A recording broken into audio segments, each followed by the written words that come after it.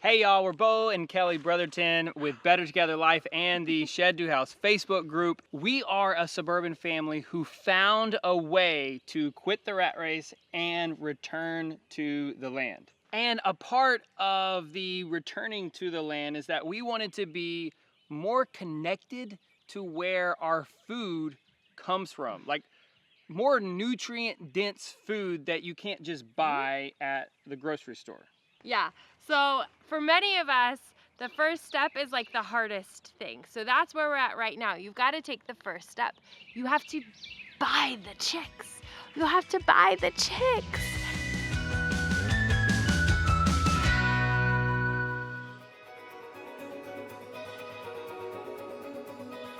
Okay, so come back to that first step. You've got to get the chicks, right? We have meat broilers right here.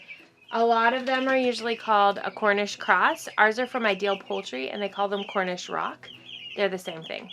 But getting meat birds on your property is going to be a game changer for you. And we had really good success with these Cornish rocks before. We always start with a plan, and I like to say start because a lot of times we deviate. But the plan is this will be our first batch of 30 broilers, and then late fall we'll do another 30. But strategically, we're gonna function stack this round like we've never done before.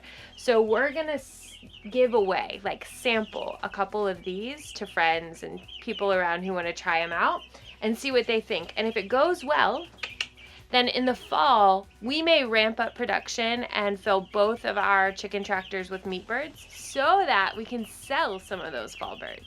Okay, the second animal that we're gonna raise is turkeys. And I'm super excited about this because the gray poultry palette is expanding. So we found these gray slate, I think they're gray slate, or they're just slate turkeys from Ideal Poultry, and then Holland turkey. And we're gonna raise both of those so that maybe we have our own turkey dinner in the fall. I feel like I'm crossing my fingers for this because I don't really know how to do turkeys. So we're gonna give it a whirl with you, and feel free to drop your turkey tips down below because turkeys are a whole new ball game. I feel like you guys are learning with us and everything's learning for us, right? So last summer, we raised 40 broilers in the middle of the summer heat. We lost 10, and these guys grow so fast that it was like, we just couldn't keep up with them in 106-degree weather. So that was a bad idea. And I don't ever want to do that again. Never. But they tasted really good, which is why we went back with them this time. Well, but we, and we're on, like they were so tasty. Yeah. And we only have one left, right? We have one left, and it's like little. It's only like a 3-pound bird. I feel like we went through everything in the freezer and it was glorious. But actually, those were some of the tastiest ones. The smaller ones, yeah, I think so. I love them. They're so pretty. Oh my gosh, like gorgeous, right? Hi, good girl. All right, no like weird pun intended, but we beefed up our protein production with more egg layers, and they're gray poultry palette, guys. Like, we need to hashtag this thing because they're so gorgeous. So we have the lavenders and the blues and then some black bantams. I'm hoping their feathers come in soon, but these will all be layers. They're the frizzle bantams. The frizzle bantams, black Cochin frizzle bantams. So these will be laying probably in the next 3 months. I know we're talking about meat, but eggs are protein too, and they're a really easy way to get like your small homestead to a more sustainable place because your eggs, you don't have to have roosters. A lot of people can do them in city limits, even if you're doing an urban or suburban homestead. I have one kid who is just like, you know, you've got one extra food kid where they are just like a little extra about what you make. That kid is not interested in eggs whatsoever. But if you make it a Dutch baby, that kid will eat all of it.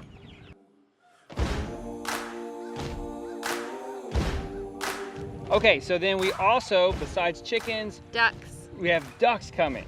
So yeah. We have our chickens, then turkeys, all and those then broilers ducks. have to get out of the shed. The ducks, the turkeys. We have a lot of birds.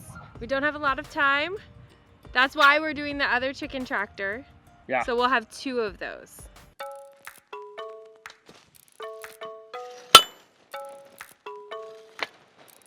Okay, so this video is mainly on poultry, the chicks, the turkeys, the ducks, but just like any kind of investment in stocks, you want to be diversified.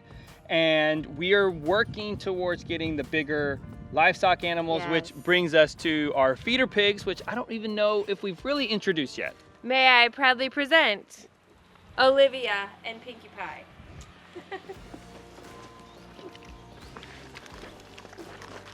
They will be fine and friendly and sweet girls, eventually foraging back here, which will cut down a lot on our feed costs. But the pork that we raised last summer was so good, we decided we don't ever want to be without pork in our freezer again. And then next week, I'm going to let y'all in on the surprise of what or who is in this pen. We're so excited to share that with you. Just gonna be next week.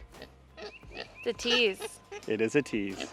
We have to say, because it's where we started and we still have hopes to come back to them, is rabbits. I think rabbits are an awesome... They still should be the first animal. I still agree with believe you. that. But we like rabbits for a lot of reasons. I think they're a powerhouse, and when it comes to function stacking, they do a fantastic job on the homestead, from giving you manure for your garden to eating a lot of the greens, helping you even mow your grass when you're doing it right. Unfortunately, about this time last year, there was this crazy disease that swept through Texas and some other southeastern states. It was killing a lot of rabbits when we put them on pasture or in their hutch. So we halted our rabbit production, but we're feeling like we're getting the all clear soon, and so we'll probably be adding another doe back into our little rabbitry. And maybe building another type of housing. housing, I think it'll be good. Modify what we've been doing with the housing and how we graze them. And finally, we have some pasture that we've been working on. All the dreams. All the dreams of sheep being on grass, a future family dairy cow. I know you're gonna cry. Well, I mean, things are actually happening, but we work towards those every single day. I think when you're building a homestead, it has to be that like one step at a time, and just measure progress at the end of a long period when you've taken one step every day. So your first step might be poultry, and maybe also a bigger freezer. I made Bo let me tell you this part. You can get your birds from anywhere, but it's really important to decide a good quality hatchery when you're getting your birds. So we chose Ideal Poultry for a couple of reasons. One of them is that they have excellent quality. So the last time we raised them, we had 0 brooder losses. We've had 0 brooder losses, and these are about to go on pasture. And I think that's fantastic, because you need a hardy bird when you're gonna raise meat birds. We won't make the same mistake of raising them so hot. The other reason is they're a family-owned business, so they've had years and generations of refining their product. They go through a lot of checks before they ever get to your door. The last reason we chose Ideal is that they're Texas-based, and that means that our animals spend less time in transit. They're not so stressed by the time we get them. You're gonna have a lower death rate because of that, and the quality that we got from Ideal was fantastic. You can even go and pick it up from them. So why wouldn't we have chosen a more local, high quality, awesome company to work with like Ideal? Man, this shed worked out. Like, this is so much easier than when we were trying to do this in our bathroom or on the front porch. I'm so glad we have another space for them. This little shed works. I know. You don't have to live in it, but you gotta have something living in it. If you don't have a barn, put your live chicks in your shed.